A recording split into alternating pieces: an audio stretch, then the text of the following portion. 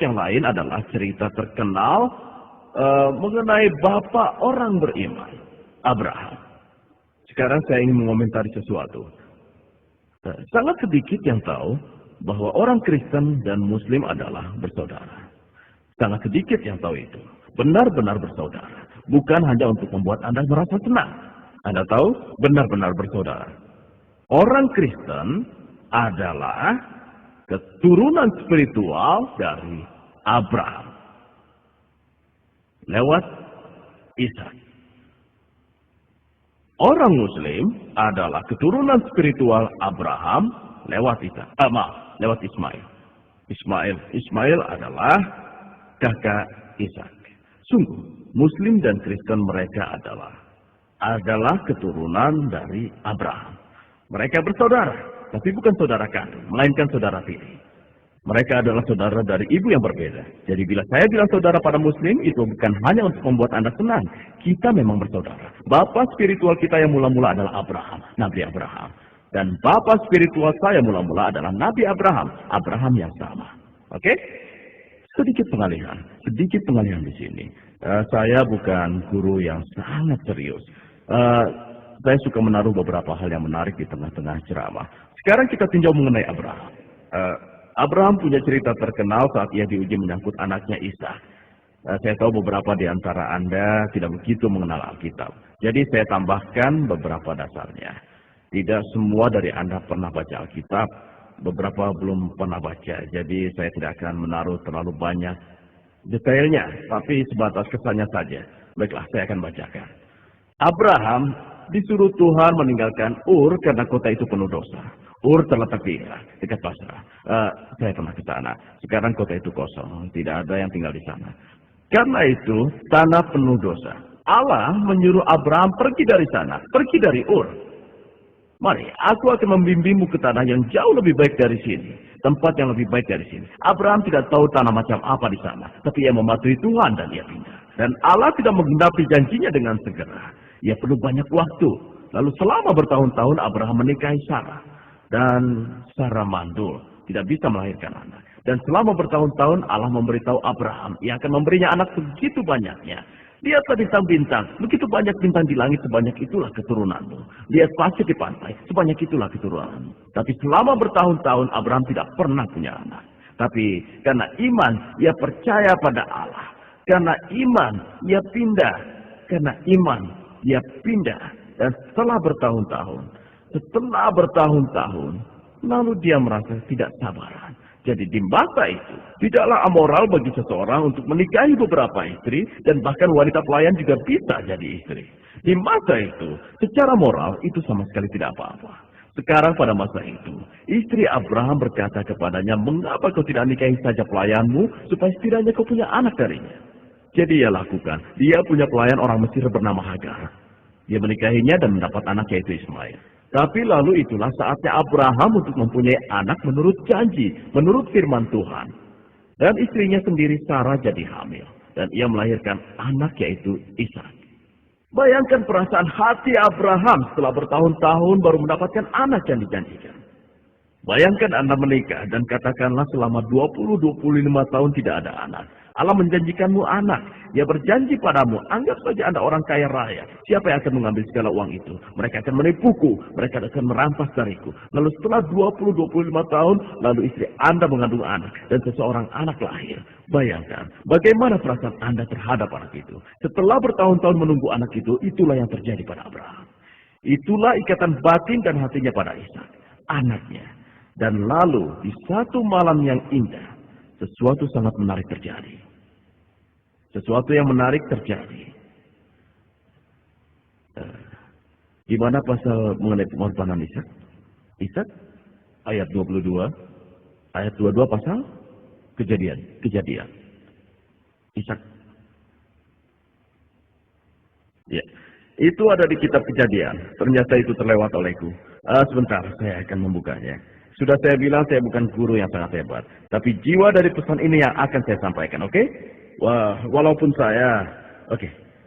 Sekarang di kitab Kejadian,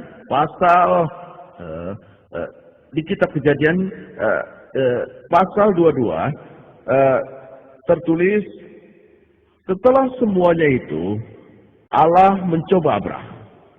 Oke, itu kedengarannya sangat mudah, tapi itu hal yang sangat serius.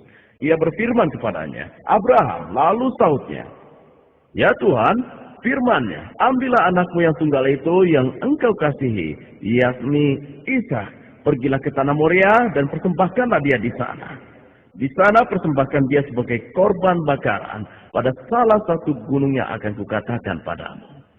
Sesuatu yang amat mengerikan terjadi padanya. Setelah menunggu sekian lama dan anak itu menjadi remaja kecil, jelas dia bisa membawa bawaan ayahnya.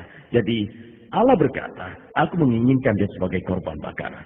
Sekarang saya akan ke pokok penjelasan saya ini. Saya tidak akan menjabarkan semuanya, hanya sedikit hal. Lalu Abraham dengan hati sakit, dengan percaya, bangun pagi-pagi sekali. Dan membawa segala peralatan yang dibutuhkan untuk mempersembahkan pengorbanan itu. Pistaunya, kayu bakarnya, dan lain-lain. Dan ia berjalan terus ke tempat yang ditunjukkan Allah. Lalu ia meninggalkan bujang-bujangnya dan membawa anaknya ke puncak Gunung Moria seperti yang dipesankan Allah. Lalu sesuatu yang sangat menarik terjadi.